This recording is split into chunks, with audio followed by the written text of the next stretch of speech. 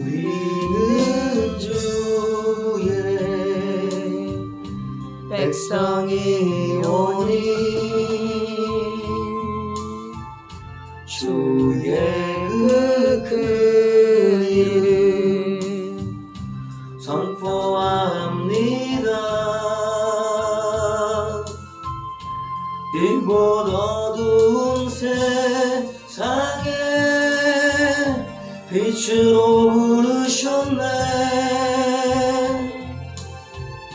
주의 얼굴 구할 때 역사하소서. 아멘. 교회를 세우시고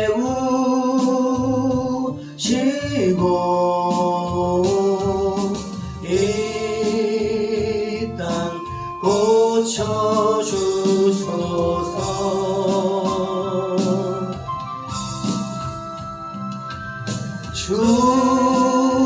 주님 나라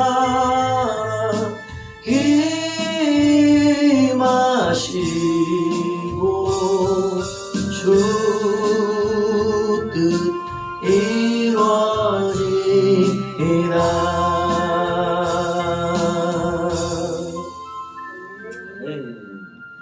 자, 출석을 부르겠습니다.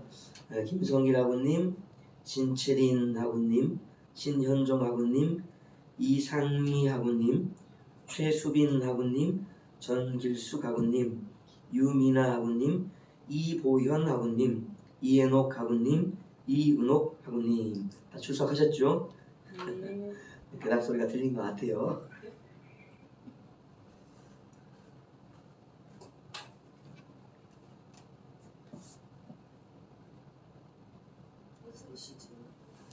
잘 들리시죠? 잘 들리시죠?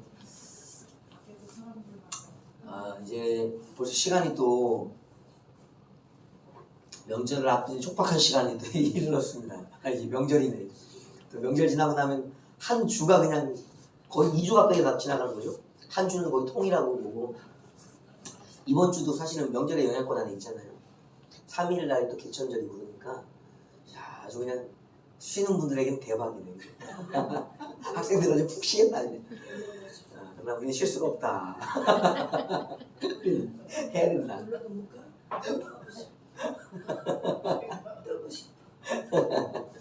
도망갈 수가 없다. 자, 이제 주제지를 쭉 다뤄보겠는데, 이제 시즌2에서는 목회라는 주제에 이 아래로 좀 더 들어왔어요. 이제 보편적으로 다루는 것들, 거기서 우리 이제 직분적인 사역적인 부분에, 이제 목회라는 부분에 관련된 주제를 다뤄가고 있는데, 그 첫 번째 주제가 이제 뭐였냐면 신앙 고백과 기도였죠, 그죠? 기도.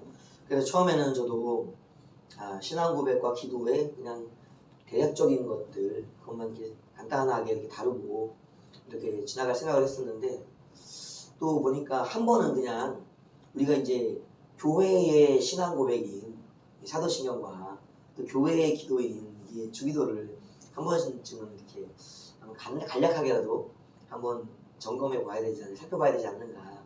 깊은 성찰은 아닙니다. 제가 깊이가 없다 보니까 얇게 살짝 스쳐갈 건데, 그걸 좀 하고 가는 게 낫지 않겠는가. 왜냐하면 일단은 오늘 주제 두 개를 한 시간에 묶어서 된다 그러면 묶어서 할 수도 있고, 또 시간이 좀 부족하면 이렇게 나눠서 이제 신앙 고백과 주기도를 나눠서 이렇게 한번 해보겠습니다. 일단 오늘 그렇고, 시간이 된다면 이거 한 번에 끊는다면 이제 찬송까지. 근데 이제 이 목회의 영역에 있어서 우리가 이제 살펴봐야 될 것이 뭐냐면, 오늘 주제는 이제 신앙 고백이에요.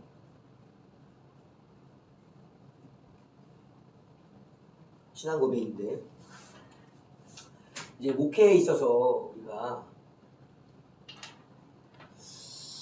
목회를 이제 하여튼 우리는 다각적으로 봐야 돼요. 뭐 한 가지 시선만이 있는 게 아니에요. 이렇게 가면 이 이야기들이 나오는 거고요. 저렇게 가면 저 이야기가 나오는 거예요. 서울 가는 길이 여러 가지죠. 지하철을 타고 갈지, 직행버스를 타고 갈지, 고속버스를 타고 갈지, 내가 자전거로 갈지, 아니면 걸어갈지, 자가용으로 갈지 방법 많아요, 여러분. 어떻게 하는 길이 달라진다고? 그리고 내가 전국 순회를 하고 나서 서울 갈 거야 그러면 아주 그냥 먼 길이 되겠죠. 그 목회라는 것도 설명하기가 그렇게 어려운 것이고 또 쉽기도 하고. 근데 지금 우리가 이제 목회를 살펴보고 있는 주제들이 첫 번째 이제 신앙 고백이었어요, 그죠? 두 번째가 이제 기도였다고요. 오늘도 이제 요거 자세한 내용을 살펴보겠지만 다음에는 뭐 찬송도 있을 거고, 그 다음에 말씀, 선포, 설교죠. 그리고 뭐였죠? 헌금. 아이고, 헌금. 큰일 났네, 헌금. 그리고 축도. 이 정도면 될까요? 보세요. 목회의 영역을 지금 이제 다루고 있는데, 이게 뭐 같아요? 신앙 고백, 기도, 찬송, 말씀, 선포, 헌금, 축도. 요 간략하게 요약해 놓은 걸 보면 뭐가 딱 보이세요? 성경이 믿음의 사람이로다. 성경의 사람이로다. 뭘 봐도 성경이 보여요. 이 성경, 여러분들이 성경 교사가 될 가능성이 높아요. 여러분 성경이 보인다.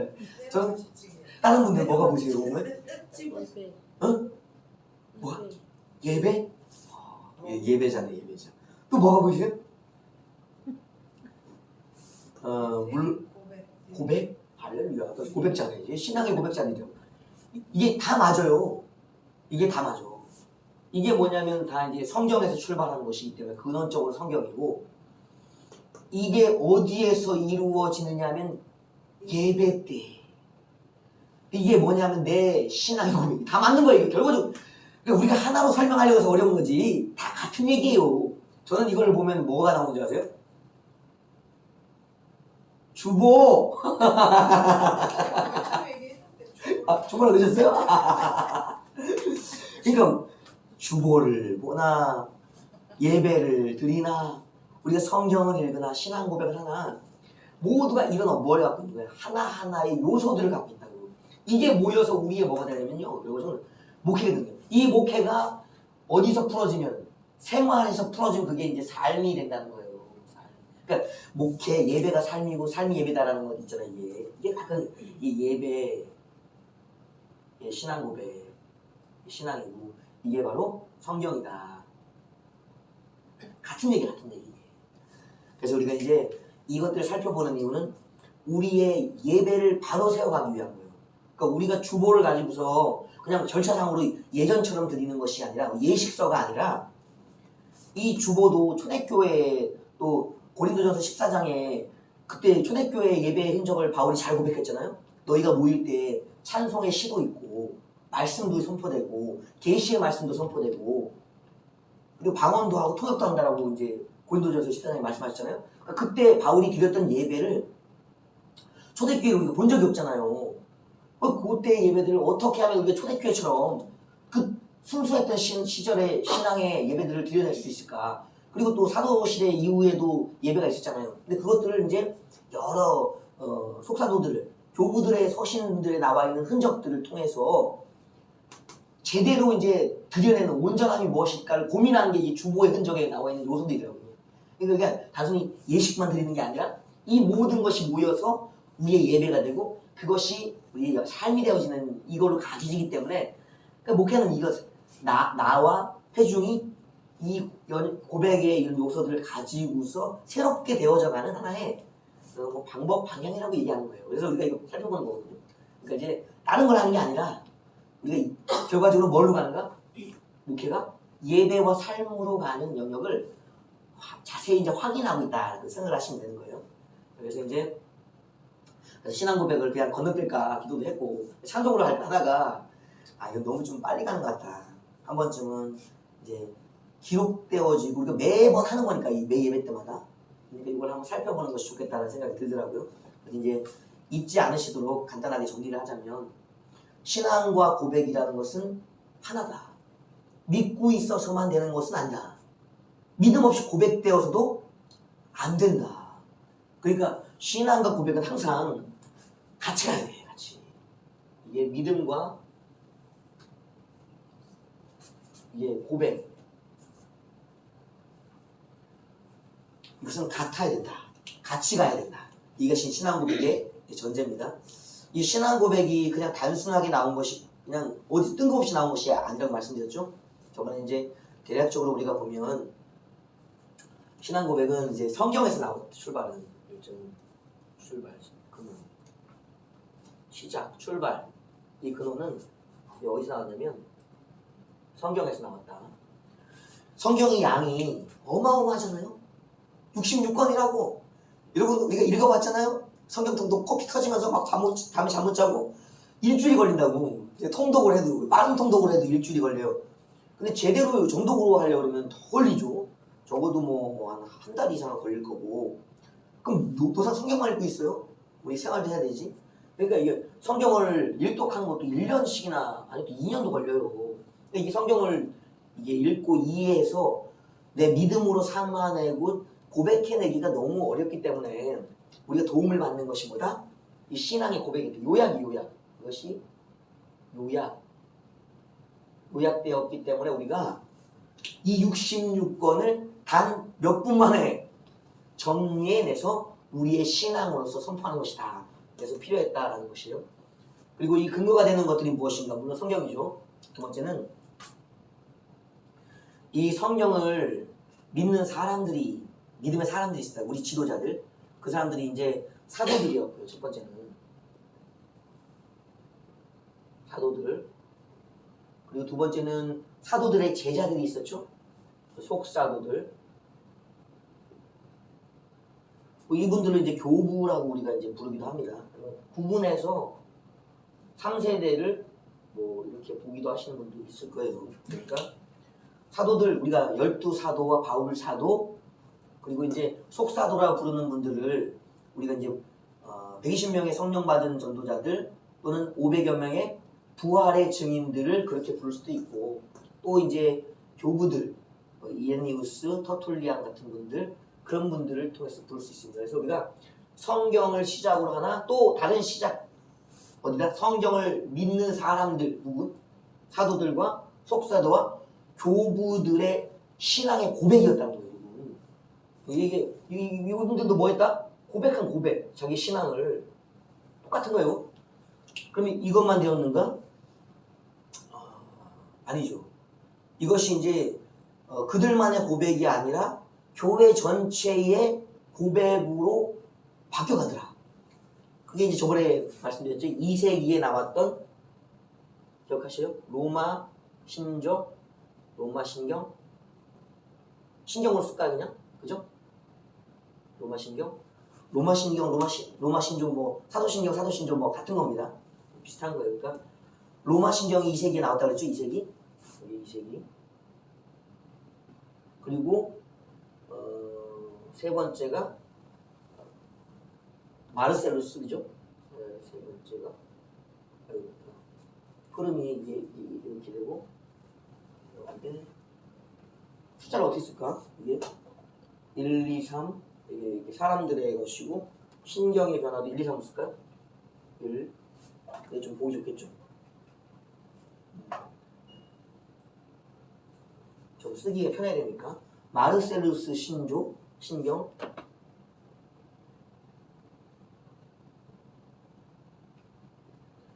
저번에 제가 마르셀리우스라고 그랬죠? 마르셀루스더라고요.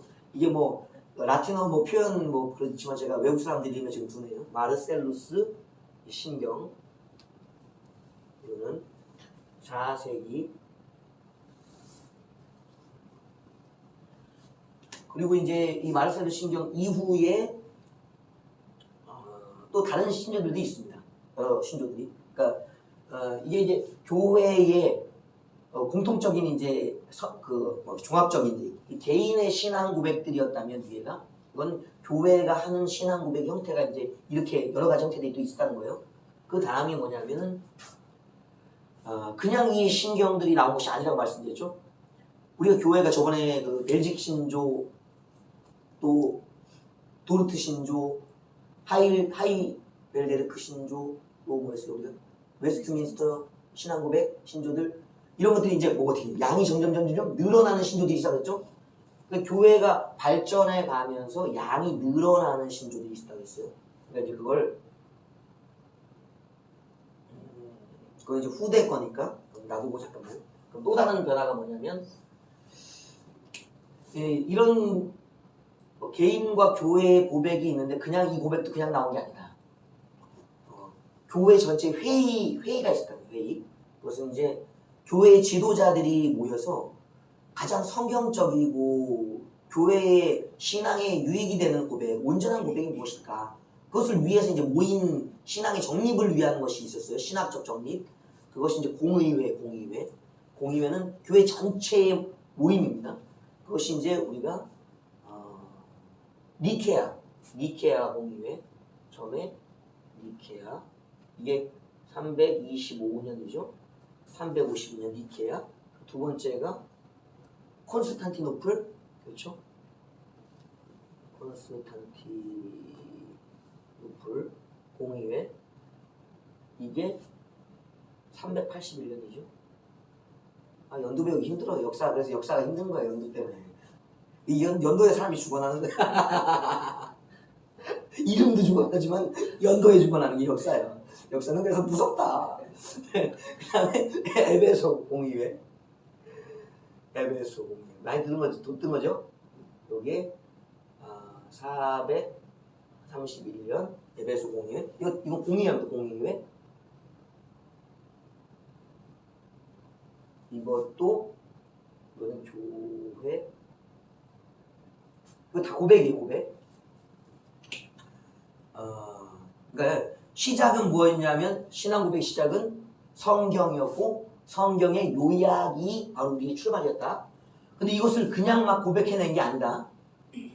이것은 사도들과 속사도들, 그리고 교부들이 자신의 신앙 고백으로 고백해냈던 것이다. 특별히 이제 이 고백에 나와 있는 분들이 이레니우스 아시죠? 초대교회 교부 중에 터툴리안 이런 교부들이 있고, 이게 사도들의 편지라는 서신들도 있습니다. 예, 여러 가지 이제 그 근거들이 또 있어요. 예. 사도들의 서신, 편지, 이런 것들을 통해서 초대 시대의 교부들은 과연 뭘 고백하고 있었는가, 그런 것들을 우리가 확인할 수 있다는 거예요. 그냥 우리가 하는 것이 근거가 없는 것이 아니에요. 그 다음에 교회 고백이었다. 교회 고백이요. 네. 로마 신경, 마르세유 신경, 그 외에 다른 신경 신조들이 있었다는 것이고, 그리고 이 고백을 하기 위한 것이 말하면 교회 전체, 이거는 개교회들이었다면 전체 교회, 전 세계의 교회들이 공동으로 모여서 신앙의 합의를 이루었던 고백이 니케아 공의회에서, 또 콘스탄티노플 공의회에서, 에베소 공의회에서, 이 뒤에도 공의회가 굉장히 많습니다.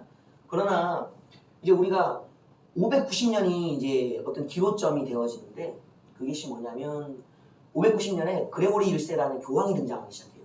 그분 나쁜 분은 아니에요. 나쁜 분은 아닌데 교황제가 이제 확립되어지는 거예요. 확립. 그러니까 이제 문제가 되는 거예요. 왜냐면 뭐든지 제도라는 것은 그 제도를 밑받침할 수 있는 신앙의 뜨거움, 그 성령의 역사죠. 이것이 없으면요, 예배도 어떤 직제도 다 이상하게 굳어지는 거예요. 형식화되는 거예요. 심지어 성경조차도 성령이 안 계시면요, 우리가 이단적인 해석이 되어질 수밖에 없고, 믿지 않으면서 그냥 지식으로만 알아지는 영역으로 가진다고. 그게 이제 구분점이 되어지는 것이 이제 나타나는 것이 바로 590년의 변화예요. 그게 이제 그레고리 1세의 교황 등장. 이게 590년. 이때부터 이제 이게 달라지기 시작한다는 거예요. 그래서 우리가 하는 신앙의 고백은, 어떤 분들은 그런 분들이 있어요. 그게 가톨릭의 고백이다. 이제 있죠. 이제 우리는 성경만 믿는다. 그러니까 이제 성경에 기록되어 있지도 않은 고백을 우리가 교회의 고백을 할 수 없다. 그런 생각 할 수 있죠? 있어요, 여러분. 그건 생각은 누구나 할 수 있는 거예요. 그건 자유이고. 왜냐하면 역사를 해석하는 것과 성경을 해석하는 것, 그리고 교회의 이 신앙 고백을 이해하는 것이 다 다를 수 있기 때문에 그런 거예요. 그건 어쩔 수가 없어요. 그런 견해가 나올 수 있는 거는. 그러나 우리가 봤을 때 과연 우리가 이 신앙 고백을 이제 사도신경이라는 한정적인 신앙 고백을, 이거는 문제가 뭐냐면 이것을 사도신경, 이 사도신경이라는 것을 우리가 이 고백을 할 수가 있겠냐, 같은 교회의 고백으로 쓸 수가 있겠냐, 성경적인 고백으로 알아볼 수 있겠냐, 우리가 믿을 수 있겠냐라는 이야기를 했을 때 이제 문제가 되기 시작한다는 거예요. 그분들이 얘기하는 거는 사도신경을 하지 말고 뭘 하자는 거예요. 성경을 그냥 고백하자, 아니면 고백을 하지 말자, 어떤 그런 흐름이 있잖아요. 그런 흐름을 얘기하는 거라고요. 그러나 사도신경을 고백하고 있는 자들은 왜 사도신경을 고백할 수 있는가를 또 확인하면서 고백하는 거잖아요. 반대자들은 있더라도 우리는 이 사도신경을 우리의 신앙 고백으로 쓰겠다. 왜 쓰냐 하는 근거가, 출발이, 시작이 여기다. 아시죠? 이거는? 그래서 우리가 교부들의 고백 속에도 사도신경이 굉장히 유사해요. 거의 유사해요. 그러니까 창조주 하나님, 유일하신 하나님, 그리고 그의 아들 예수 그리스도께서 몸을 입고 오셔서 고난당하셔 십자가에 죽으시고 부활 승천하셔 다시 오실 것이다. 그리고 성령을 믿는다라는 고백이 사도들의 고백 속에, 교부들의 고백 속에 있었기 때문에 우리도 할 수 있는 것이고, 그것이 로마신경, 마르셀스 신경 등 교회의 보편적인 고백, 이 고백이 더 중요한 이유는 좀 이따 설명하겠습니다. 교회의 보편적인 고백이 있었기 때문에, 그것이 이제 불과 이거 2세기, 4세기였으니까 얼마 되지 않았던 시대 아니에요. 초대 시대, 예수님의 시대와 멀지 않은 시대 아니에요. 그럼 그때의 고백들이 오늘날도 이어져서 되어져야 되는 것이잖아요. 그죠? 그러니까 이제 우리가 초대교회 시대의 고백을 가져오는 거예요. 항상 이제 이걸 어떻게 해야 되나 질문을 한번 해야 질문을? 벌써 질문 나왔어요? 장정현 목사님은 공교회라고 안 해요. 그래서 항상 이제 교회로 바꾸죠? 목사님은 공회로 하잖아요. 네. 그래서 나는 교회로 하는데 공회로 하셔서 이게 이제 천주교에서 어쨌든 이렇게 있기 때문에 그분 뺐어요. 교회로만 했어. 그래서 내 입으로는 교회로 하는데 목사님은 또 공회로 하니까 그걸 어떻게 해야 되지? 한 번은 물어봐야 되겠다. 좋은 질문이에요. 오늘 좀 이따가 지금 이제 할 이야기 속에 이제 나와 있는 것인데 한번 다루고 넘어가긴 해야 돼요. 이제 우리가 저번에 이제 우리가 그 이후에 이건 초기에 이제 신앙 고백이고요. 후기로 가면 초기는 초기 이단들과의 구별이었습니다. 이제 좀 이따 말씀드릴게요. 이 교회의 고백이 이제 있었기 때문에 오늘날도 오늘날의 고백, 그때 2세기, 4세기의 고백을, 5세기의 고백을 오늘도 고백할 수 있다. 같은 교회의 신앙 안에서. 그리고 이제 이것이 그냥 만들어진 것이 아니라 공의회를 통해서 전체 교회가 정립해 놓은 신학, 그것을 근거한 것이기 때문에 공의회죠. 우리가 이제 요게 이제 문제거든요. 공의회, 공회라는 부분이 이 부분을 다뤄야 되는데, 그리고 이제 교황제가 590년 되기 전에 만들어진 신앙의 고백, 물론 12세기에도 완성되어져 있는 형태도 있지만 이전에 이 완성된 형태들이 미리 이때 완성되어 있는 거거든요. 발표되고 이제 막 확립된 것이 이제 그때다라고 얘기하는 차이가 있을 뿐이지 실제 이 형태는 틀은 다 여기 갖춰져 있는 거예요. 그래서 어떤 사람들이 얘기하는 것처럼 공회, 우리 가톨릭적 요소가 있는 거 아니냐, 우리 교황의 영향력 아래 있는 것이 아니냐라고 이야기하는 부분이 있어요. 근데 이제 이 부분은 우리가 이제 두 번째 시작이겠다면 무엇을 봐야 되냐면 신앙 고백을 하게 된 이유들, 동기, 배경, 동기.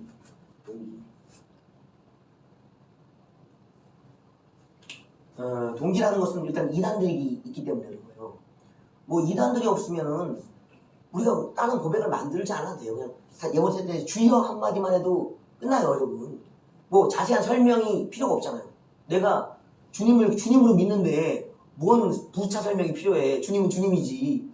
그러나 주님이 주님이라고 말하면 오해의 소지가 많아져요. 왜냐면 제가 주여 하는 것과 한 명 한 명이 주여 하는 것이 다 다르잖아요, 내용이. 물어보세요. 주여, 다 같이. 주여 했어요. 주여가 뭔 주여요? 물어보면 주여가 다 달라. 주여의 내용도 다르고 방향성이 다 다르다고. 그렇기 때문에 그것이 너무 편차들이 심해진다고. 초신자는 주여가 뭐겠어요? 주여는 했는데 몰라. 무지의 영역 속에 가려진 영역이 주여라고요. 그러니까 아는 영역과 무지의 영역의 편차가 너무 크기 때문에 그 편차를 줄여주기 위한 게 1.5 동기예요. 일단 동기는 뭐냐면 첫 번째, 신앙의 편차를 줄이기 위한 거예요. 폭을. 신앙의 편차를 줄이기 위한 편차. 너무 커. 10년 교회 다닌 사람들의 고백과 갓 들어와서 신앙을 배워가는 사람의 고백, 신앙의 편차가 너무 크다고. 신앙의 질과 깊이가 다르다고. 이 편차 때문에 그런 동기는. 두 번째는 이단 때문에 그래요. 이단 때문에. 이 초대교회도 이단이 많았죠. 우리 이제 유대적 이단과 헬라적 이단 그리고 좀 후기의 이단들이 있어요. 뭐 이제 이단들. 근데 유명했던 이단들이 이게 잘하는 이단들이 있죠. 뭐 유대적 이단이면 에비온파 들어보시죠? 에비온파. 에비온파. 또 우리가 유명한 영지주의자들 그죠? 영지주의. 헬라파 이단들이에요. 그리고 이제 후기에 마르시온이 어떻게 봤죠? 말시온. 그러니까 에비온파 같은 경우는 이제 이 사람들이 했던 게 뭐냐면 유대파의 이단들이니까 뭐가 강하겠어요? 유대인들. 바울이 그렇게 싸웠잖아요. 유대인들과. 율법. 바울을 싫어해. 왜? 바울은 뭘 강조하니까? 믿음으로를 강조하니까. 근데 바울을 잘 모르는 거예요. 그러니까 그 믿음이 어디서 나온 믿음인지 잘 몰랐기 때문에 하여튼 믿음은 싫은 거야. 뭐가 좋으니까? 율법이 좋으니까. 행함은 반드시 그냥 팍 보면 알잖아. 그러니까요. 이 에비온파는 율법주의란 율법주의. 그러니까 이제 믿음을 빼고 예수를 믿긴 믿는데 율법주의로 믿는 율법주의. 또 영지주의는 뭐였지? 반대로 헬라파니까 유대인들과 달라. 율법 필요 없고 우리는 오직 믿음도 초월의 믿음이 완전히. 한번 믿으면 그냥 내가 뭔 짓을 해도 상관없는 믿음. 방종의 영역. 그리고 자기들만의 신비주의가 있어. 그러니까 교회 내에 신비가 있잖아요.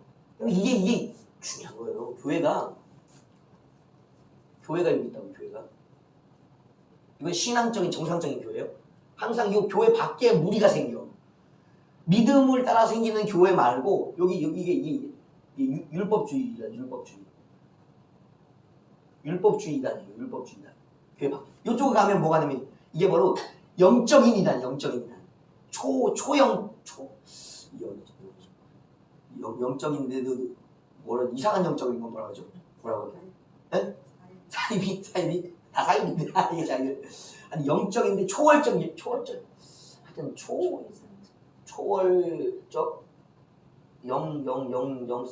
영성을 강조하는 거예요. 그러니까 뭔가 교회 내에 있는 그 성령의 역사들이 있잖아요. 말씀의 역사들이 있잖아요. 체험들이 있잖아요. 영적 체험들이. 그 체험 말고 우리만 하는 영적 지식 비밀 예식 같은 거 있잖아요. 관이나 뭐 이런 것을 다 만들어 놓고 들어가고 탁 있으면서 사후세계를 경험하고 온다든지 아니면 뭐 짐승의 피를 잡아가고 저기다가 확 뿌리고 마시면서 어떤 그런 이상한 예식을 통해서 영적인 어떤 현상들을 경험하려고 하는 교회 내의 영적인 현상이 아닌 자기들만의 이상하게 만들어낸 성경에도 없고 교회 전통에도 없는 그런 어떤 체험들을 하려고 하는 자들이 또 있다고. 이게 항상 있는 거예요. 행동적이거나 아니면 현실적인 어떤 영적인 어떤 것들을 하려는 거지 교회 밖에서 하려는 이단들이 굉장히 있다고. 이런 이단들이 이제 있기 때문에 저것이 필요했던 것이다. 그리고 지금 이제 이야기하는 요 얘기하자면 뭐냐면 이 이단의 범주에 과연 이때 사도신경이 5세기경이거든요. 이제 5세기. 그러면 5세기경에 이게 거의 확립되어 있는데 이 5세기에 만들어진 신앙 고백의 공의회라는 것이 들어가는 것이 과연 성경과 다른 것을 이야기하고 있는가? 우리가 가톨릭에 어떤 종속되어 있는 영향력 아래에 있는가? 그것을 하는 분들 생각하는 분들은 이제 공회를 빼고 가톨릭이라는 단어를 빼고 교회라는 단어를 바꿔놓자. 그런 얘기 하는 거거든요. 그럼 여기서 문제를 보세요. 가톨릭이라는 단어를 빼면 그 신앙 고백이 그러면 이 공교회적인 영향에서 벗어나져요? 그걸 하시네. 이 내용 전체가 어디에서 만들어진 거야? 어디에서? 이 사도와 속사도 그리고 공회에서 만들어진 거야. 전체 교회가 의미가 공회라고. 공회. 그것이 내용이 만들어졌는데 거기서 단어 하나, 가톨릭이라는 단어 하나만 뺀다 그래서 전체 교회라는 공회적인 신앙 고백에서 벗어날 수가 있냐고. 예를 들어서 제가 이 아름다운 교회, 이 교회 목표를 쫙 믿음으로 막 얘기를 하면서 아름다운 교회라는 이름만 하나 쏙 빼. 예를 들어서 하나님께 영광, 우리가 복음의 증인이 되자, 또 재림의 예수님을 기다리는 공동체가 되자. 그러면서 교회의 목표들 막 여러 가지 막 교회 행정적인 애들, 직분자들 막 임명하고 다 해. 근데 거기에 아름다운 교회 이름만 쏙 뺐어요. 그럼 요 앞에 사고 있는 거야. 그럼 내가 아름다운 교회의 지금 목회와 신앙과 방향의 목표들을 벗어나 있는 거예요?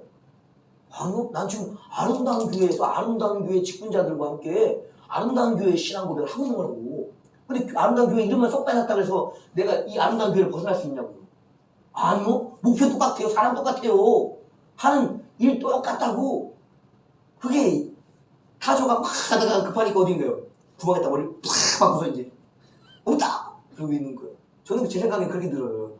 공의회를 빼는 게 중요한 게 아니라고. 뭐가 바뀌어야 돼? 이 신앙 고백 자체가 바뀌어야 돼. 그러니까 여기 이렇게 해서 교회라고 써 있잖아요. 네. 그러니까 통일을 시켜야 된다는 의미로 얘기를 한 거예요. 네, 이제 그게 이제 사람들마다 의견이 분분하잖아요. 그래서 그렇게 강조하는 분들은 통일을 해야 되나? 내가 그렇게 해야 되나 이 생각을 하겠다. 근데 그렇게 얘기하시는 분들은 그래서 아예 이걸 안 해버려. 저도 그것 중에 좀 침례교가 네. 저 신앙 고백을 안 하더라고요.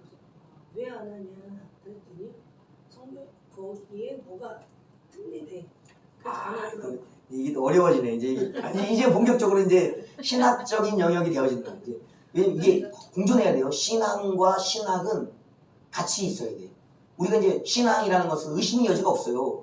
그건 이제 주님이 이루신 모든 것이기 때문에 믿음으로 받아서 내가 누리면 되는 구원의 영역이거든요. 근데 신학은 이 구원의 영역, 믿음의 영역을 어떻게 내가 이해하고 사람들에게 전달할 것인가는 이 표현적인, 학문적인, 관념적인 영역이 또 이제 그 안에 포함되어 있거든요. 그러니까 이것이, 이 공존하는 것이 이제 교회의 현실이에요, 여러분. 내가 믿고 있다고만 되는 게 아니거든. 전해야 되거든. 그러려면 이제 신학이라는 것이 지금부터 나오기 시작하는 거야. 자, 이제 요 부분 됐죠? 우리가 단순히 가톨릭이라는 공회라는 것을, 공의회라는 것을 뺀다고 해서 이 신앙 고백 자체의 근원이 되는 것을 우리가 벗어나지 못한다. 그러면 아예 안 하는 것이 옳은가라는 부분을 얘기하자면 안 할 수가 없다. 왜? 꼭 사도신경을 하지 않아서 그렇지 다른 신앙 고백 안 해요? 그들은 뭘 신앙을 고백한다 그러면요, 성경을 신앙 고백을 한다 그래. 그 문제가 되는 게 뭐냐면요, 이 교회의 고백에서 문제가 되는 거예요. 이단들이 아니고, 너도 놀랬구나. 얘도 놀래네. 얘도 놀래네. 잠깐만. 아니 이게 그 문제가 되는 거는요, 교회의 고백이 문제가 되는 거예요. 초신자들의 고백이 문제가 된다고. 믿음에 어느 정도 들어선 사람들은요, 성경도 많이 읽고 해서요, 사도신경 필요 없는 사람들이 있어요. 아니 지금 우리가 고백하는 신앙의 수준 정도 되면 교회 한 20년 차, 30년 차 목회되는 목사님들 정도 되면요, 사도신경 고백 안 해요. 뭘로 하는 줄 아세요? 이제 좀 더 설명드릴게요. 얘가 뭔가 방대해지네. 이게 이거 갖고 오늘 또 그냥 다 채워야 되겠네. 잘 물어보셨어요. 중요한 얘기예요. 일단은 고백을 한다는 의미는 이 전체의 내용들을, 왜냐면 여기 이때는 믿음의 변질이 없는 상태였어요. 우리 교황제가 들어서고 나서 변질이 되어졌던 거예요. 사무엘도 왕을 임명했어요, 여러분. 사울왕과 다윗왕을 임명했다고요. 근데 사울도 왕제에는 반대했던 사람이에요. 하나님이 싫어하셨기 때문에. 근데 백성들이 요구하니까 하나님 경고의 말씀을 주신 다음에 왕제를 임명했다고, 왕제를 세웠다고, 왕을 임명하면서. 근데 문제는 뭐냐면 이 두 세워진 왕이 하나님이 인정해서 기름 부은 왕이 어떻게 되는가 하면요, 변질되는 거예요, 여러분. 이 직제가 문제가 아니라고. 직제에는 적합한 사람을 세웠다고요. 이 세웠는데 사람이 어떻게 되는가, 시간이 가면 하나님이 아니에요. 하나님은 영원하셔요. 변하지 않으신다고. 그래서 사람은 변해요. 그것이 문제라고. 직제와 사람이 하나님의 본래 뜻에 부응하지 못하는 거예요. 맞지 않는 거예요, 여러분. 그러니까 문제입니다. 교황제도 마찬가지예요. 이것도 하나님이 교황제를 세우라는 성경에 한마디 말씀 없어요. 다만 베드로의 신앙 고백 위에 교회를 세우겠다고 했어요. 그러니까 베드로의 신앙 고백은 누구에 들렸냐면 예수님 말씀하시기를 하늘 아버지가 너에게 계시해 주신 계시다 칭찬해 주셨거든요. 하늘 아버지의 계시라고? 그 계시를 아무도 몰랐어. 누구만 알았어요? 베드로만 알았다고. 그러니까 깜짝 놀라시면서 너를 알게 하신 분은 하나님 아버지다. 네 신앙 고백은 아버지가 기뻐하시는 신앙의 고백이다. 그 위에 교회를 세우리라 그랬으니까 나머지 사도들은 다 뭘 배워야 돼요? 베드로의 그 신앙 고백, 주는 그리스도시요 살아계신 하나님의 유일하신 아들이라는 고백을 배웠어야 된다고요. 그 고백을 배워서 뭐예요? 가는 곳마다 쟤들에게 가르쳐야지. 그러니까 베드로가 이 교황이라고 얘기하는 것이 아니라 베드로가 했던 그 계시, 하나님의 아들의 계시를 배워서 전할 자들이 필요하다고. 근데 그것을 직제로 만들었어. 바꿨다고. 사도들의 고백과 이 교부들의 고백을 직제로 바꿔냈단 말이에요. 위험한 일이라고. 왕제를 세운 것처럼 교황제를 만들어서 이 위험한 일, 교황이 그러면 잘못되는가? 교회 많은 공헌했어요. 예배를 정립해놨고 찬송을 엄청 보편적으로 시켰거든요. 그러니까 이 교회에 찬송이 있다는 것은 좀 이따 얘기했지만 예배가 달라져요, 여러분. 찬송 없이 예배 드려보세요. 어떤 예배 드려지는지. 메마르다고. 교회의 예배를 활성화시키고 가지고 성령이 역사하실 수 있는 말씀이 은혜로 풀려질 수 있는 영역을 만들었던 영역이 교회의 예배의 혁신자가 그레고리 1세였다고. 좋은 교황이었다고. 근데 이 교황 뒤에 좋은 교황이 계속 나오냐고요. 교황 무호소를 얘기한다고. 자기가 하나님이냐 나 무호해라고 얘기하는 사람들이 나온다고. 지들이 하나님이 자기가 하나님이 되어지는 것처럼 교리를 만들어내고 그렇게 권위적인 직책을 만들어내는 것이 이 뒤에 이후에 나타나는 변화였다고.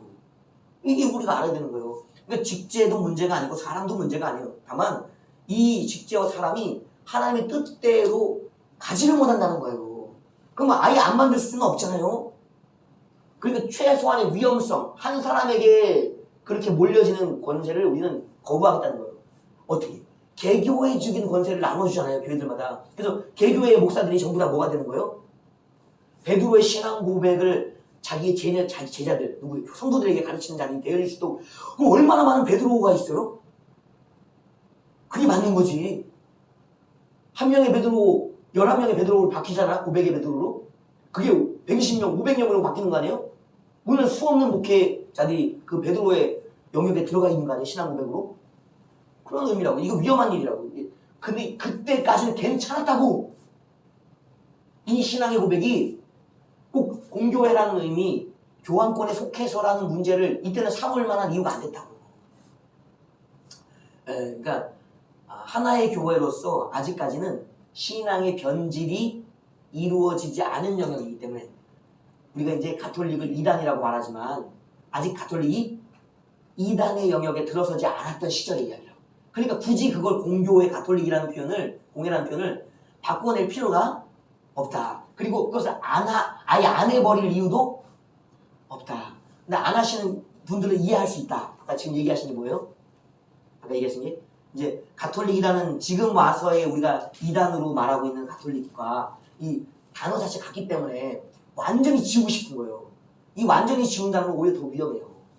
왜냐면 우리가 이후에도 이제 공회들이 역사가 이제 자기가 깊어지는데 이 공회가 한 5차까지는 역사학자들 보면 4차, 5차까지는 이 공회가 괜찮았다고 얘기해요. 괜찮았다고.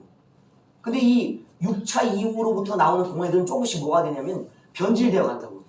마찬가지 공회이 좋은 거예요, 여러분. 이것도. 근데 이 공회가 거듭날수록 점점 하나님에 대한 신앙에서 벗어나서 자기들의 권위, 교회의 우월성을 나타내는 어떤 것으로 자꾸 이상한 쪽으로 흐름이 가요. 직제도 마찬가지고 공회도 마찬가지로 변질되어 가는 거예요. 그게 문제였던 거예요. 그래서 우리가 그런 부분으로 오늘날의 완성 형태잖아요. 이단으로 이제는 확정되었잖아요. WCC, WEA 보세요. 다 누가 하는지. 가톨릭이 하고 있는 거예요. 지금 어디요, 저기 아랍에미레이트 거기에 세계의 지금 크리슬람이라고 불러지는 세계의 예배처소가 공동 예배처가 있잖아요. 유대교 어디요? 기독교 가톨릭입니다. 또 어디요? 이슬람. 세계가 하나의 종교로서 지금 묶였잖아요. 아랍에미레이트 있잖아요, 여러분. 그걸 주도해 가고 있다고 지금. 그러니까 가톨릭은 이단이라고. 그러니까 그 이단적 요소를 단어들을 지우기 위해서 여기서 막 빼자고 얘기하는 것들이 그런 의미라고. 그러나 그건 위험하다고. 왜? 이 공의의 역사 속에서 뭘 지우냐면 유대 역사를 지워요, 여러분. 왜? 우리가 예수를 못 박았던 유대인과 연결성을 끊고 싶은 거야. 그러니까 이 마르시온 같은 경우는 극단적인 단절주의자예요. 이 사람들은 완전히 유대파의 그냥 완전히 유대를 지우고 싶은 거야. 여러분 이런 이단들이 나온다고. 그러니까 신약 성경만 이제 구약 필요 없지. 왜? 유대인 거니까. 극단화는 그런 문제가 같다고. 지우자 바꾸자가 문제가 아니라고요. 아시죠? 의미들 아시죠? 의미. 이 흐름이 있다고. 이 그레고리 1세까지는 그래도 괜찮아. 이 이후에 조금 몇 명의 교황들이 괜찮아. 근데 이 교황들이 교황다운 교황들이 안 세워져서 문제인 거고 변질이 일어났기 때문에 우리가 교황의 권위를 벗어난다. 교황권에 예? 그리고 공회적 권위를 벗어난다. 이것에 너무 매몰되면 안 된다고. 이것이 가지고 있던 본래적인 의미들, 이 사도성과 성경인 근본성을 그리고 모든 교회의 신앙 고백 이것들 위에 있는다고. 또 이제 지금 요거는 이건 문제는 이것입니다. 동기는 이것이 필요했던 동기는 이단들이기도 하고 신앙의 편차. 신앙의 편차를 한번 설명드리면 이 신앙 고백 사도신경이라는 것이나 이런 것이 있어야 됐던 이유가 뭐냐면 교회가 고백을 하는데 이 고백은 세례의 고백이거든요. 그러니까 세례 안 받으면 여러분 교회의 교인이 아니에요. 왜냐면 그것은 모든 사람들에게 나의 신앙을 드러내는 하나의 선포 예식, 행위 예식, 행위 선포. 그러니까 말로만 내가 예수 믿어요. 그러는 게 중요한 게 아니라고. 행동적인 것도 필요하다고. 이제 내가 앞으로 어떤 이 고백을 토대로 해서 어떤 행동을 할 것인지에 대한 선포가 세례였다. 세례. 이게 세 번째는 세례를 의미하고 세례. 세례 받을 때 반드시 해야 되는 게 뭐예요?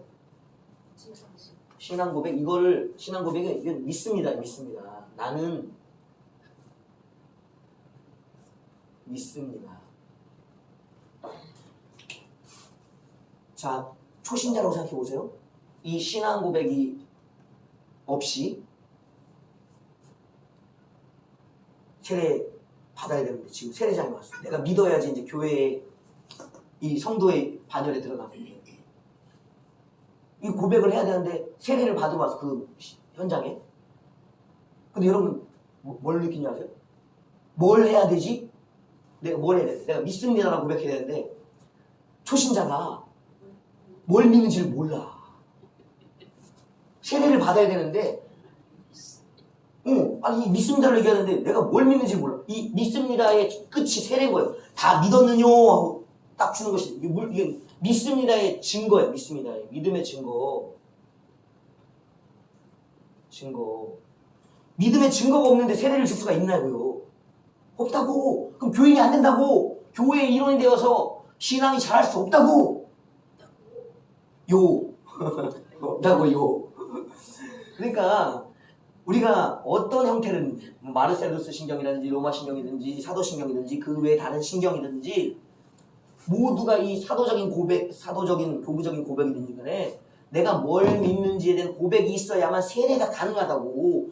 이 신앙의 편차를 메꿔야지만 최소한 어느 정도까지는 이 정도는 고백해야지만 그래도 너는 우리와 같은 교회의 성도다 라는 것을 하는 세례 받을 수 있는 근거가 된다고. 믿음도 없는데 어떻게 거기다 세례를 주냐고. 믿음의 근거가 없는데. 동기가 있다고 여러분. 그래서 우리는 믿음의 고백을 해야 된다고. 그거 안 하면 안 된다고. 성경 자체를 하기는 너무 어려워. 성경을 그러면은 한 10년 배우면은 돼요? 여러분 교회에 우리가 자세하게 들여다보지 않아 그렇죠? 성경을 한 번도 안 읽은 성도들도 있을 거예요. 성경의 말씀을 읽으면서도 뭔 내용인지도 모르는 성도들도 있어요. 한 번도 안 읽은 자. 성경이 뭘 말하고 있는지도 모르는 자들이 어디에 들어와 있다고? 교회에 있다고. 그럼 최소한 성경이 증언하고 있는 내용들, 성부, 성자, 성령에 대한 고백, 그것은 있어야지. 안 되겠어요? 저 최소한의 것들을 제공해 주는 것이 바로 이게 신앙 고백, 사도신경이라고. 그래서 하는 거라고. 그냥 무조건 부인하는 게 아니라고. 이제 가톨릭에서 벗어나고 싶고 교황주의와 거리를 두고 싶은 마음은 알겠으나 우리가 저질러 올 과오는 엄청나게 많아요. 뭐 하나에 쏠리면은 온전한 걸 이룰 것 같지만 그렇지 않아요. 그러니까 우리가 전에 왔던 이 공교의 문제들, 이것이 극단적인 유대교와 단절, 유대인과의 단절. 이 교회의 역사들인 거예요. 위험이 있다고. 오늘날에 이게 교황과의 단절 필요하죠. WCWA 우리는 반대하잖아요, 그죠? 그리스도 외에는 구원자가 없다는 사실을 우리는 인정하기 때문에 저런 것들은 당연히 보편화되어 있다고. 그러니까 굳이 그 단어를 빼서 바꾸려고 하고 아닌 전문을 다 신앙 고백 전문을 다 안 하고 지우면서 다른 고백을 하려고 한다면 굉장히 어렵다고. 그들이 말하는 성경을 이야기해야 되는데 66권을 언제 그들이 가르치냐고. 10년이 돼도 성경을 모르는 사람이 허다한데 그걸 모르면 구원을 얻었다고 말하기가 어려운 상황인데 구원은 핵심 강도의 구원처럼 당신이 하나님의 아들이십니다. 이 한마디로 구원 주시잖아요. 급하면 그 구원이라도 베풀어야지. 예수님 십자가의 그것은 신앙 고백은 강도의 신앙 고백 딱 한마디 했다고 성경 전체를 창세기부터 계시록까지 막 읽어갖고 고백받은 게 아니라 믿어갖고 알아갖고 구원받은 게 아니라 내 옆에 못 박히신 예수가 하나님의 아들이요 그리스도 구원자라는 사실을 고백해내므로 받았다고. 고백이 길 필요가 없고 굳이 이 고백을 거부할 필요가 없다는 거예요. 그러니까 너무 극단적으로 좀 생각해서 그런 거예요. 그리고 이제 아까 말씀드렸다시피 이 사도신경에도 문제점이 조금은 있어요. 이런 장점도 있지만 단점이 뭐냐 이제 아까 얘기했다시피 가톨릭이라는 단어가 거기 들어간다. 이 가톨릭 요소를 지우고 싶은 사람한테 그게 자꾸 걸려. 뭐야 차에 찍힌 흠집처럼 차 볼 때마다 뭐야 누가 묵묵한 게 눈에 꼭 들어오잖아요. 딴 데 안 보여. 거기가 보여 거기가. 가톨릭이라는 단어, 보편교회라는 하나의 교회라는 단어가 계속 걸려. 가톨릭과의 단절을 원하는 사람들이기 때문에. 근데 그것을 지울 수 있는 것은 가톨릭이 가졌던 변화되지 않는 그 가톨릭을 썼던 그 용어를 썼던 시절에는 지금의 가톨릭이 아니라고. 지금 오히려 이 사도신경에 나오는 가톨릭인 단어를 뺄 게 아니라 가톨릭 교회가 갖고 가톨릭 쓰지 마세요라고 얘기해야 된다고. 왜? 그들은 보편교회가 이제 아니니까. 개혁교회가 보편인 거예요 이제는. 잘못된 보편을 끌고 가던 걸 개혁교회가 이것이 바른 보편이다라고 잡아놓은 거야. 보편은 두 이름이 있다고. 바른 보편이 있고 변질된 보편이 있다고. 아시죠? 이 잘못된 보편을 니들이 버려라. 그렇게 얘기하지 못할 거면 이걸 바꾸면 안 되지. 가톨릭 교회 가서 이름 바꾸시오 이제는 이렇게 얘기해야 되지. 우리가 쓰겠소. 그게 맞죠? 이게 억지 아니죠? 그렇다고 보편이 다르다고. 이 보편은 모든 교회가 했던 보편이고 지금 현재 가톨릭의 보편 교회 가톨릭이라는 것은 잘못된 것이라고 편협한 것이라고 우상숭배적인 것 이단적인 요소의 가톨릭이라고. 보편은 다르다. 그래서 우리가 단어를 뺄 게 아니라 그 단어의 정의됨과 배경을 우리가 받아들이고 잘못된 보편을 향해 이제는 다른 메시지를 전할 수 있는 지식과 지혜가 있어야 된다. 그런 말씀 드리고 싶은 거예요. 그래서 뺄 필요가 없다. 굳이 불편하면 교회로 바꿔 불러도 된다. 그러면 교회라는 저기 다른 이단들 교회라는 용어 안 써요? 다 써요. 그럼 교회도 빼야 돼. 교회는 단어도. 너무 단어에 꽂히면 안 돼. 단어를 잘 알되 잘 써야 된다. 하여튼 어려워요 이게. 그러니까 맨날 신학성 논쟁이 있는 거, 교회마다 싸움이 있는 거예요. 그러니까 우리는 뭐 한다? 이제 알면서 분별하여서 이제 걸러내면서 사용해야 된다. 주여도 단순한 주여가 아니듯이 그렇게 사용하잖아요. 이 고백도 마찬가지. 그러니까 결론은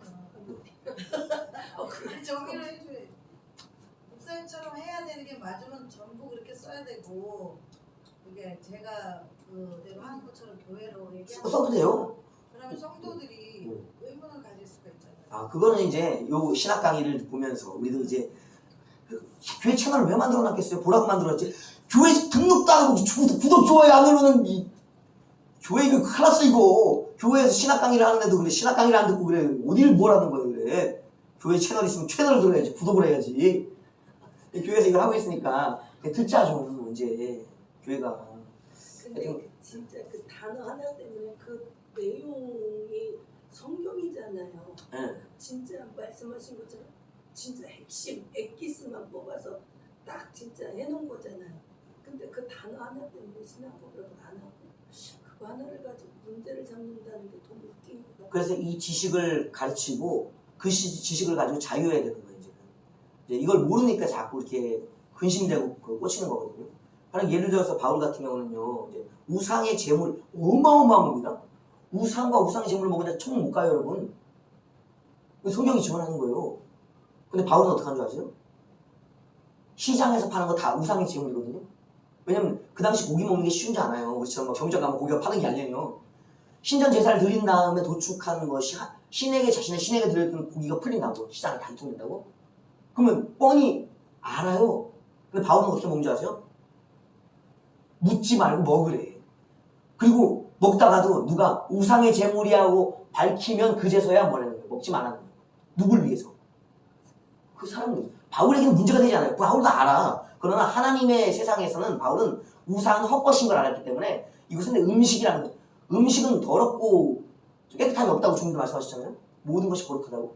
그러니까 이제 그런 신앙에서는 먹는 거예요. 다만 믿음이 약한 자들을 위해서는 그들을 위해서 먹지 않는 거예요. 영원히 고기를 평생을 안 먹겠다고 얘기하는 것이 그 신앙의 고백이라고. 그런 차원에서 이해하시면 돼요. 그러니까 남이 공교회라고 하는 게 불편하면 교회라고 해주면 돼요. 그리고 자기가 불편하면 교회라고 하면 돼. 에클레시아의 정의를 이제 알아야지. 이때는 에클레시아적인 요소였다고. 그게 이제 어떠냐?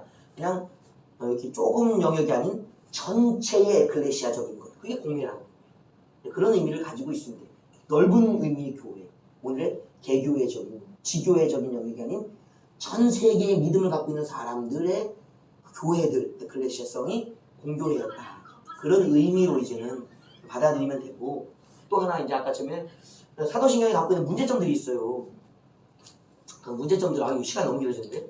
문제점들이 뭐냐면은, 이제, 또 그것도 단어예요. 동정녀. 동정녀가 또 문제가 돼요. 교회만 문제, 공교회만 문제, 동정녀. 동정녀라는 것은 이제 어떻게 해석하냐에 또 달라져. 동정녀를 갖다가 나면서부터 죽을 때까지, 수녀님들 그렇죠? 수녀님들. 또 어떤 수도사들? 분들 그렇죠? 결혼 안 하시나요? 그렇게 봐요. 동정녀를 갖다가 이런 신부, 수녀, 수도사들처럼 생각한다. 그러면은 뭐가 되냐면 평생을 뭐 해야 돼? 결혼? 안 하고 남자를 몰라야 되죠? 그럼 동정녀이 아니에요. 아니지. 그게 꽂히는 거야. 그 동정녀를 어떻게 해석하냐가 다른 거예요. 근데 이사야에서 나오는 이사야 6장에 임마누엘이라는 표현을 나오면 두 가지 해석이 하냐고. 진짜 남자를 모르는 상태의 여자 또는 처녀. 처녀라는 것은 이제 결혼하고 나서와 결혼하기 전의 상태가 구분되잖아요. 그러니까 그 결혼하기 전에는 처녀였다고 결혼하고 나면 처녀가 아니지, 그죠? 그 의미가 이제 두 가지 같이 들어있다고. 평생을 그렇게 남자를 모르고 지내는 상태의 의미 하나와 모르고 있다가 결혼해서 남자를 알았던 상태의 처녀성이 있다고. 두 가지 같이 들어있는 단어로 해석할 수가 있다고. 근데 그것을 꼭 동정이라는 것, 처음부터 끝까지라고 생각하는 사람은 동정을 쓰면 돼요, 안 돼요? 안 되죠? 그럼 그 단어를 뭘로 바꾸고 싶어 할까? 처녀로 바꾸고 싶은 거야. 그 얘기는 뭐냐면 번역을 그렇게 하고 싶은 거야. 번역을. 결혼하면 처녀 아니지. 그러니까 처녀성이라고 말하자는 거예요. 동정녀에게 탄생하셨다는 말 말고 처녀에게 탄생했다. 왜냐면 결혼 안 했으니까. 결혼했잖아요. 그러니까 동정녀가 아닌 처녀, 바뀌는 어떤 여자, 그걸로 단어를 고치자는 거예요. 번역을 그렇게 하자는 거예요. 참 그래서 성경에 동정녀라고 나왔잖아. 그거 초창기에 그 번역자들이 그 의미를 가장 잘 살렸다고. 순수하게 남자를 모르는 상태의 그 여자 상태에서 이제 성령으로 잉태되었다는 걸 강조하고 싶은 것이 이제 동정녀의 해석이라고. 그러니까 그 원어의 단어를 가지고 원래 우리나라의 말로 번역되어 준 거잖아요. 그러니까 번역을 얼마나 이 단어에 합당하게 할 것인가 고심이 그 동정녀였다고. 근데 그걸 이제 생각하는 사람이 왜 동정녀야 처녀지 이렇게 해석하자, 이렇게 번역하자. 저는 하라 그러세요. 그거는 알아서 하라 그러고 하면 되지. 처녀에게 태어나셨다. 우린 똑같아. 남자를 모르던 처녀에게 태어났다고. 그 사람들이 얘기하고 싶은 뒤에 의견은 뭔지 아세요? 배경은 자유주의적 신학의 요소들이 많아요. 자유주의에서 항상 공격했던 게 뭐예요? 동정녀 탄생이라고. 왜? 그런 일이 있을 수가? 없으니 그들은 그게 있을 수가 없는 거예요. 처녀에게 동정녀에 태어날 수가 없는 거예요. 항상 남자를 알아야지 탄생이 일어나지. 자유신학이 항상 공격점이 거기였다고. 그들의 이야기를 굳이 거기에 참여해서 이야기거리 만들 필요가 없어요. 동정녀나 처녀나 결혼하기 전에 똑같고 결혼하면 달라지는 거예요. 그걸 뭘 굳이 번역에 이렇게 예를 쓰고 목을 매. 그건 그 자유주의 신학의 빌미를 제공해주는 하나의 거리, 그런 거라고 저는 생각밖에 안 들어요. 그게 중요한 게 아니에요. 성경에 기록되어 있잖아요. 남자를 알지 못하는 그것이 자기 마리아의 고백이 있고 하나님도 그래서 오신 거 아니에요? 하나님의 아들로서 태어나게 하기 위해서. 그것이 성경에 증언되어 있는데 그걸 너무 이제 문제 삼는다. 근데 왜 이제 그런 부분들이 있어요. 그래서 우리가 여러 가지 해석과 이해에 대한 부분들은 배우면 돼. 그리고 좀 자유하면 돼. 몰라서 그런 것이고 그것에 너무 자기에게 걸려있어서 그래. 걸려있다면 어떻게 해? 바울이 또 얘기하죠. 그럼 너희 믿음대로 하는 거. 네 믿음의 분량대로. 그것도 자유예요.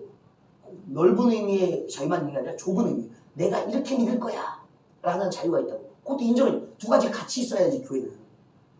그러니까 교회라고 고백하든 공예라고 고백하든 동정녀라고 하든 처녀라고 하든 간에 우리는 굳이 그것에 매이지 않는다. 이거 안 해도 상관없어.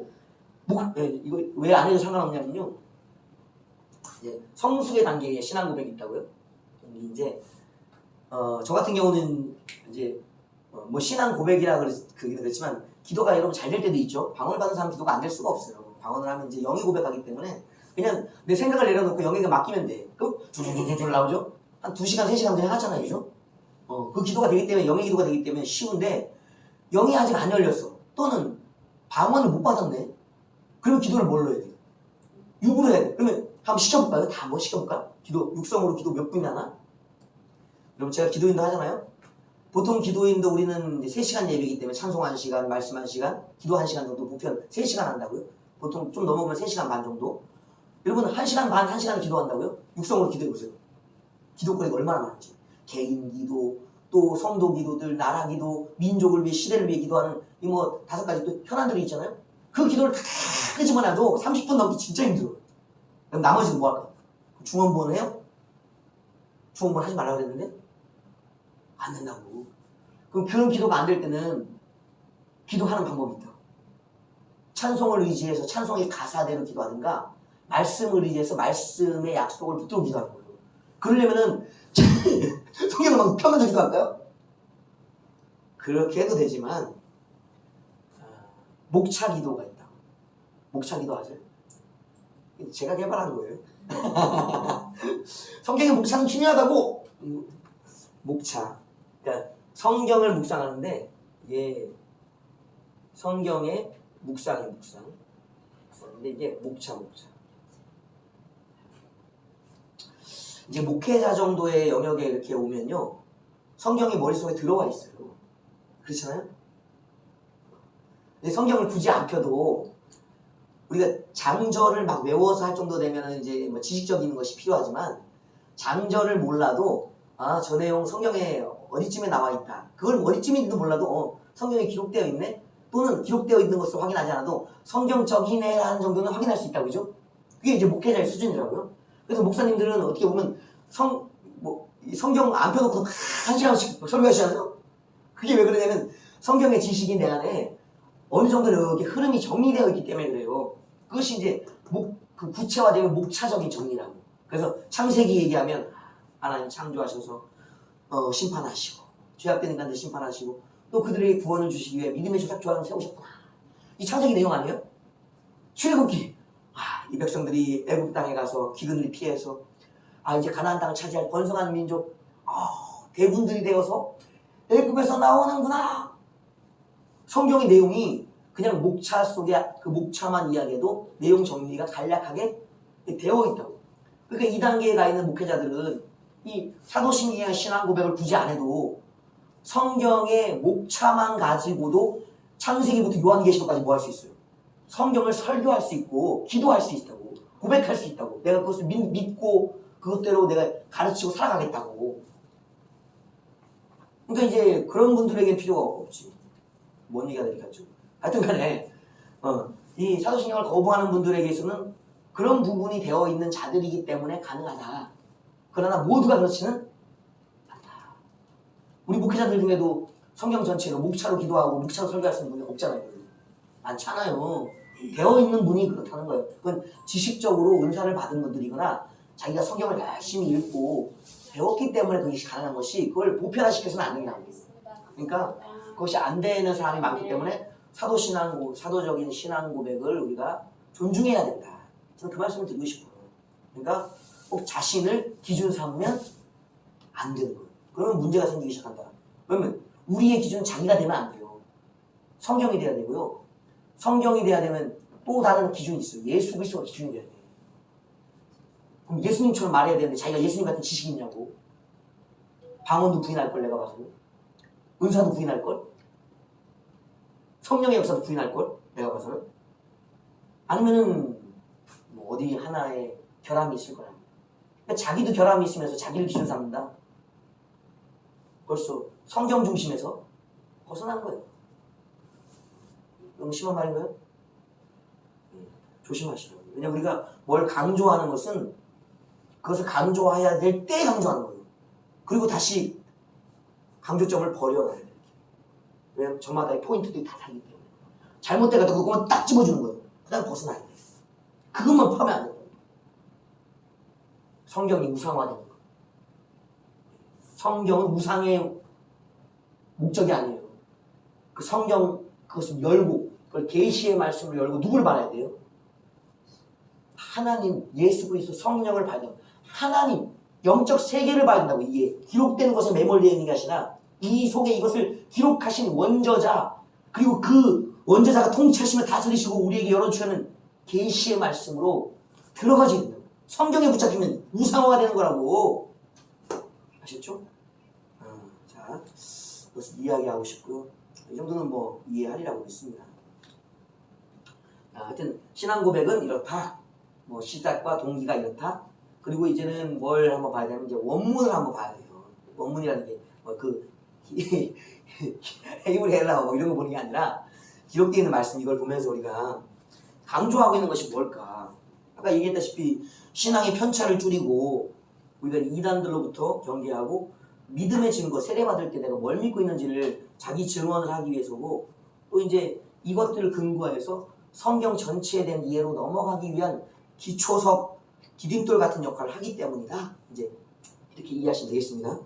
첫 번째는 이제 이거 지울까요? 여기만 지울까? 여기다가 조그맣게 한번 요약을 한번 해볼게요. 사도신경에 첫 번째 나와 있는 거는 전능하사 천지를 만드신 하나님 아버지를 내가 믿사오며. 이 중요한 것은 내용과 믿사오며예요. 내용은 누구 거예요?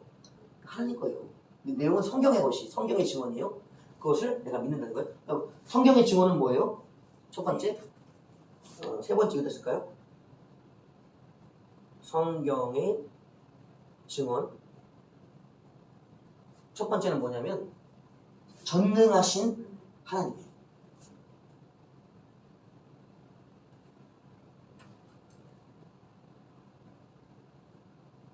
우리가 뒤에 항상 믿습니다가 붙습니다. 나는 믿습니다.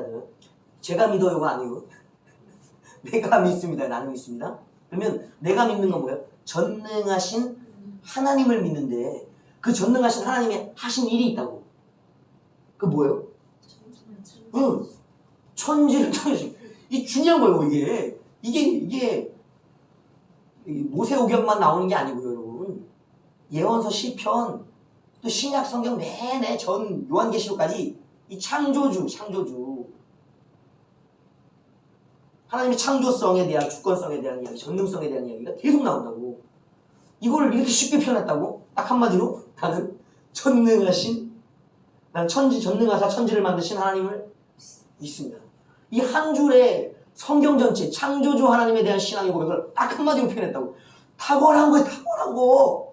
이렇게 탁월하면 하나님에 대한 요약이 어디 있어? 그러니까 이 한 줄로 바로 누구로 넘어가? 그리스도 넘어간다고. 한 줄이면 충분하다. 한 줄이면 창조주 하나님을 믿는가. 이 이야기는 이제 우리가 이해가 필요한 게 뭐냐면 하나님이 천지를 창조하셨다라고 얘기하면 사실상 모든 신앙의 문제가 끝납니다. 사실은. 왜냐면은 천지가 뭐예요? 이제 우리가 살고 있는 모든 세상, 우주라고 불리는 모든 세상과 그 세상에 살고 있는 사람들과 또 생명체들, 또 식물들이나 이런 것들이죠. 그리고 우리가 쓰는 자원이나 이런 것들, 또 우리가 누리는 이 문화와 질서, 법이라는 것들, 이런 것들, 이 모든 걸 누구 거? 하나님 거라는 거예요. 그럼 끝났지. 그러면 주인은 누구라는 얘기? 하나님이 주라는 얘기야. 창조주. 하나님이 주. 창조주. 주인이시라는 거. 하나님이시라는 거예요. 그러면 모든 사람들, 믿는 사람들이나 믿지 않는 사람들이나 하나님의 형상들로 지어졌기 때문에 하나님을 경외하고 하나님께 감사하며 살아야 되는 게 마땅한 인생의 도리라는 거예요. 그러니까 이제 이거는 믿음의 영역 이전, 교회의 영역 이전, 신앙부터도 신앙에 들어오기 전부터 존재 자체에서의 이 신앙을 참 표현하기 어렵네.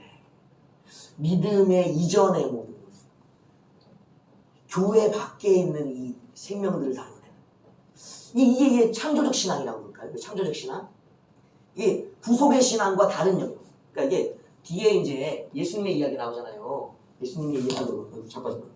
예수님의 이야기는 이제 예수님의 하신 일들 요 다음에는 이제 구속의 주예요. 구속의 주. 구속의 주. 이게 예수님이거든요. 예수 그리스도. 구속의 주인 예수 그리스도에게 들어가기 전, 포함되기 전에 있는 모든 자들, 죄인, 우리 속지 말한 죄인과 이방인의 영역까지 다 하나님의 영역에 다 들어요. 그러니까 그들이 세상에 살고 있는 것은 자기도 알지 못하지만 하나님의 세우신 질서와 하나님이 주시는 양식들과 하나님의 은혜 속에서 자기도 모르게 살고 있는 것, 알지 못하는 믿음의 영역을 경험하고 있는 거예요. 창조주의 믿음은. 구속의 믿음을 신학에 넘어서 창조의 신앙, 이건 창조의 신앙. 참 이거 아름다운 표현이네. 창조의 신앙. 창조의 신앙. 우리는 신앙이 있어요. 세상에도. 제가 이제 이런 짓을 많이 하고 다녔어요, 옛날에. 기꺼이 다니면서 마음속으로 말하면 미친다 그러니까 예수 믿을지 성령 받을지 마음속으로 사람마다 교회 안에서만 성령 받으라고 예수 믿으라고 하는 게 아니라 기꺼이 사람들이 뭘 가지고 하나님이 지으신 형상들이니까 예수로 인해 성령 은혜 회복되기를 바라는 마음을 선포하고 다녔다고요. 창조신앙으로. 그리고 믿지 않는 사람들 만나면서 뭐라는가, 당신 하나님의 형상이니까 내가 잘 대해줄게, 이런 마음으로 그들에게 자비를 베풀었던, 그냥 굳이 하는 게 아니에요. 창조적 신앙 안에 하나님이 지으신 세상을 살아가는 그 공동체의 운명, 큰 운명, 창조 공동체의 운명의 그 신앙 안에서의 고백이 있었다고. 이거 어마어마한 거예요. 솔직히 이것만 믿으면 끝나는데 안 믿잖아요. 그러니까 이제 그 하나님을 이제 더듬어서 찾는 맹인 같은 우리가 영적 시각과 감각을 갖고 있기 때문에, 영적 감각을 갖고 있기 때문에 이게 안 되니까 빛으로 예수님이 이 땅에 오셔서 하나님을 보여주시는 것이죠. 그게 바로 이제 구속의 주, 예수 그리스도의 은혜거든요. 이걸 고백하고 있는 것이 이제 두 번째예요. 근데 이 예수를 우리가 이제 알아야 되는 것은 뭐냐면, 성경에는 세 가지 이단이 나올 수가 있어요. 큰 이단들이. 예를 들어서 자기가 하나님이라고, 아버지라고, 성부라고 이야기하는 이단이 있어요. 그런 이단 거의 있긴 있어도 거의 없죠.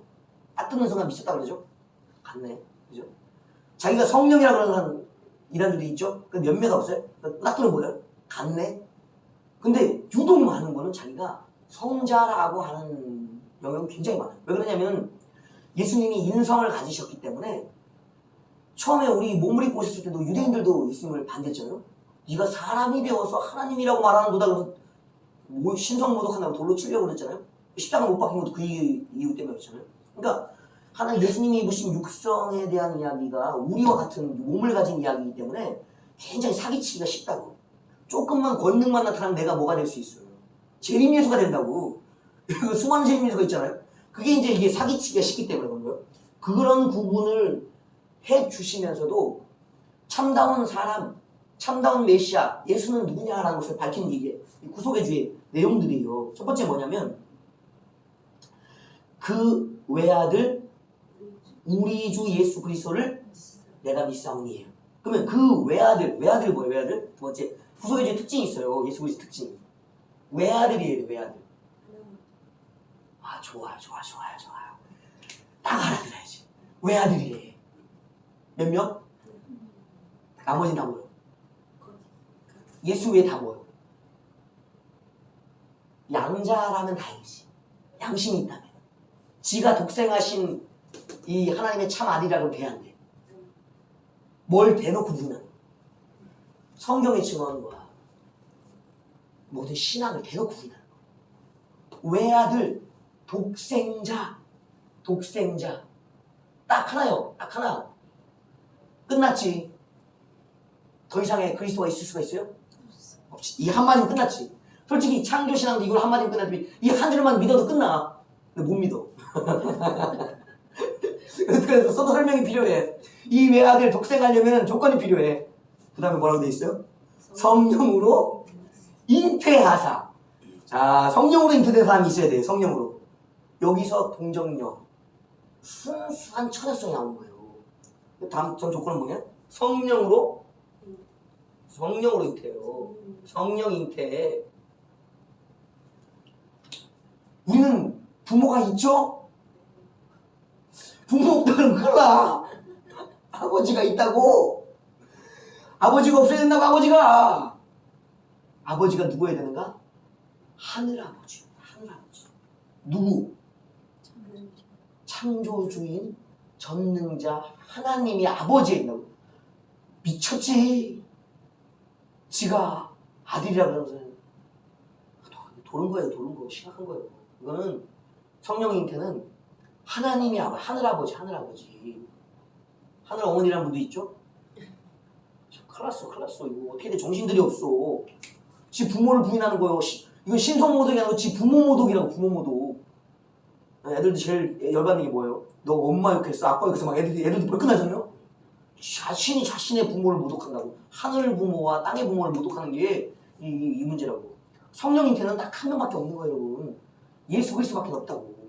자기가 이거 외아들이라고 얘기하고 독생한 재림예수라고 얘기하는 것은 이게 심각한 문제라고. 잘 이해해야 돼. 이거 믿고 따라가는 이단들 정신 차려야 돼.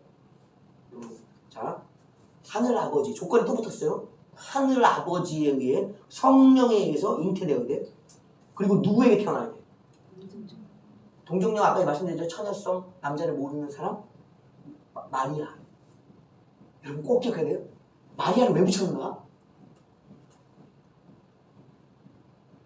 왜 마리아에 잉태했다고 얘기를 하고 있을까요? 계속 강조되는 연속성. 엄마가 누구예요? 저 엄마가 노아였으면 제가 아들이 돼요? 제가 재림예수가 되냐고? 안 되죠? 누구에게 태어나야 돼? 마리아에게. 하늘의 아버지는 전능하신 창조주 아버지시고 땅의 어머니는 꼭 누구여야 돼? 마리아에게 안 태어난 사람들. 가짜지? 이만희 누구한테 태어났어요? 지금 조건팀 나오죠? 저 제2에서 정명성 누구한테 태어났어요?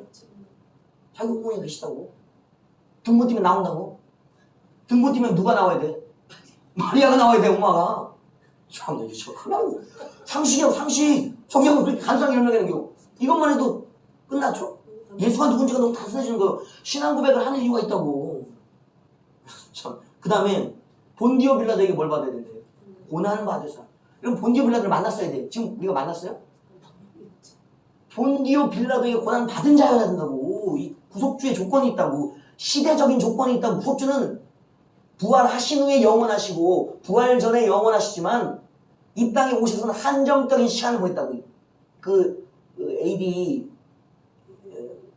BC 6년부터 27년, 30년까지의 한정적인 유대에서의 시간대가 있다고.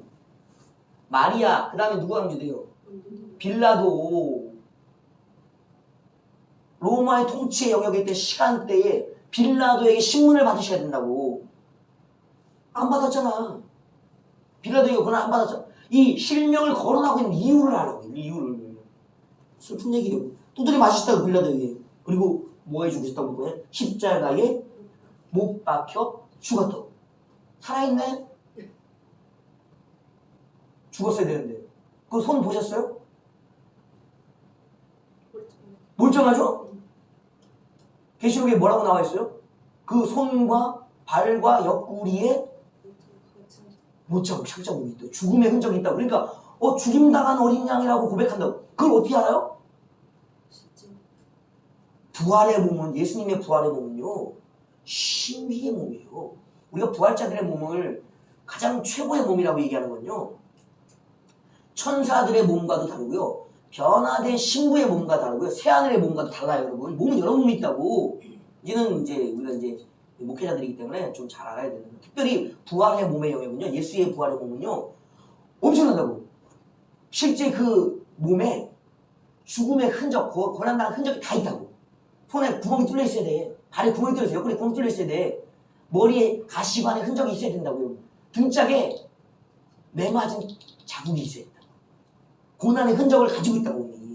빌라도에게 고난당한 십자가에 못 박힌. 이게 고난의 흔적. 이게 십자가의 흔적이에요.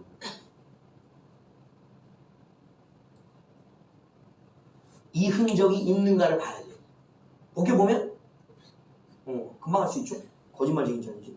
자, 그러면 다음에 뭐라고 되어 있냐면 장사한 지 사흘 만에 죽은 자 가운데서 다시 살아나시며. 이 부분은 우리가 이제 되게 쉽게 구분할 수 있습니다. 죽은 후에 살아나셨다라고 부활하기 때문에 이것은 잠깐 살아난 게 아니에요.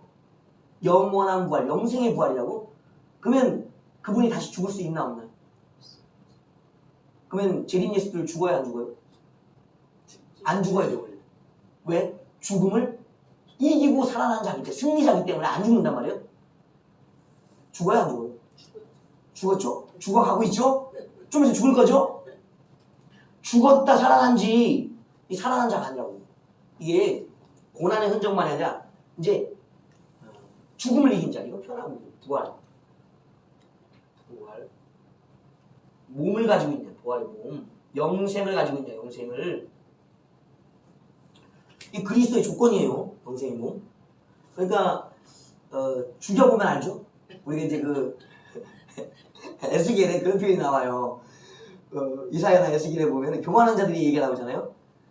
그 이제 이사야서 에스겔에 두로 왕하고 이제 바벨론 왕인가요?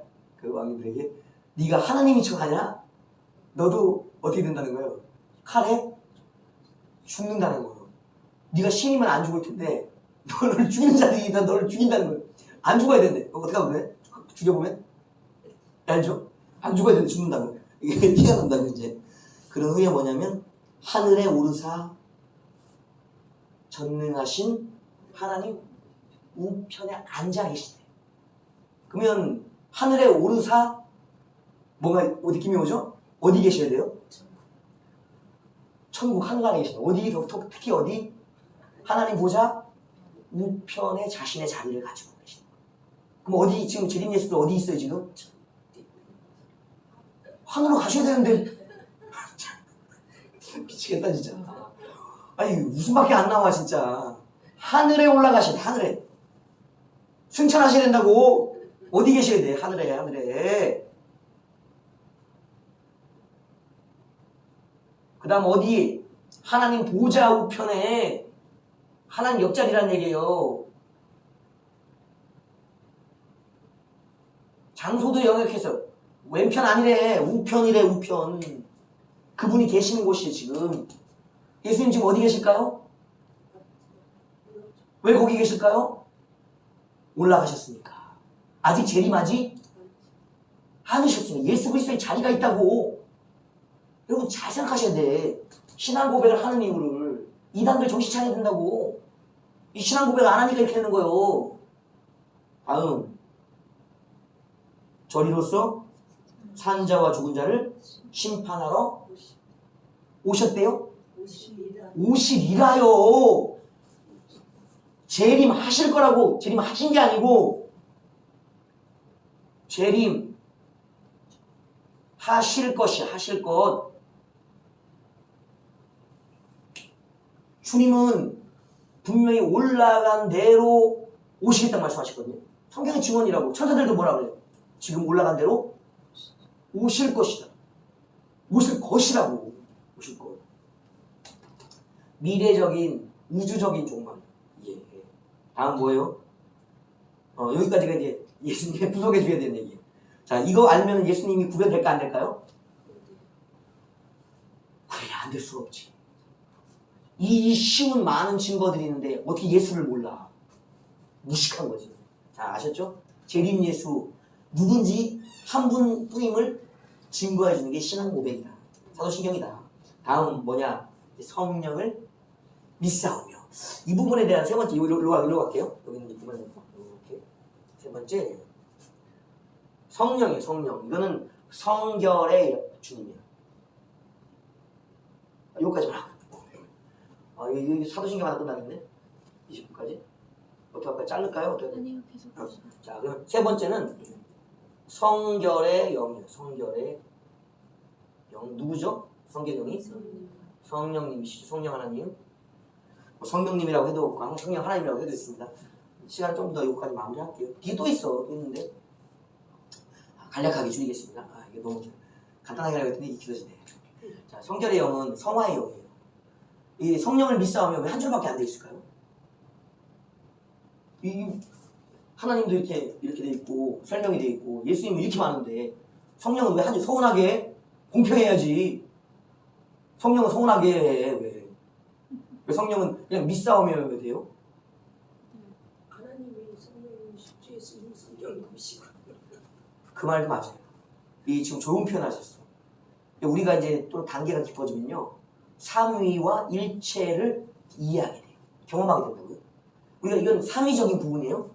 근데 지금 말씀하셨죠? 일체 안에서는요. 창조주와 구속주의 모든 게 뭐에 들어가 있어요?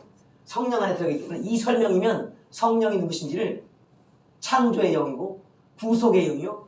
성화의 영, 성결의 영이라는 사실을 알기 때문에 그냥 뭐예요? 나는 믿습니다. 나는 믿는다고 딱 그냥 정리가 돼버리는 거예요. 두 주님이면 충분하다. 그러니까 성령이 오셔서 뭘 증언하시겠대? 아버지와 아들을 증거하신다 그러잖아요.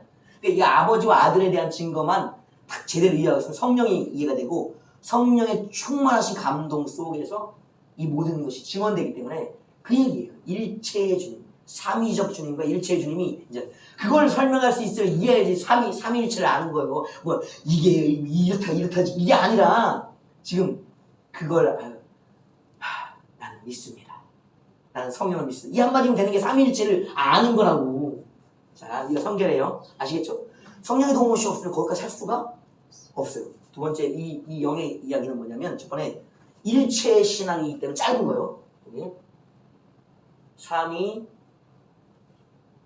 일체의 신앙을 알기 때문에